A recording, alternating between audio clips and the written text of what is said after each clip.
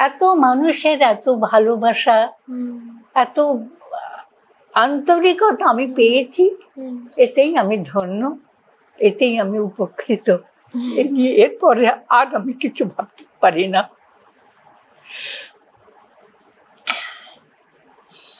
Sorry. না না, আপনাকে ভালোবাসেন না, জানেন না এরকম মানুষ বোধহয় নেই। আমি তো ছোটবেলা থেকে দেখি জন্মভূমি, সুন্দর একটা সুর হতো, আমার দিদা, আমার মা সবাই দেখতেন, মাসি। আপনি তো অনেক ছোটবেলা, মানে 8 বছর বয়স থেকে অভিনয় করছেন। কারণ আপনি বাবারই বন্ধু বোধ হবেন, কি পরিচিত। তোমার মেয়ে তো খুব ফুটফুটি আছে, খুব স্মার্ট আছে, ও কি অভিনয় পারবে, ও করবে? তো বাবা তো বললেন যে যদি পারে করুক, সোজা কথা, যদি পারে করুক, না পারলে বাড়ি চলে আসবে। তাতে এই যে একটা ছোট্ট গল্প বলি, তোমার সঙ্গে তো গল্পই হচ্ছে। নিশ্চয়ই।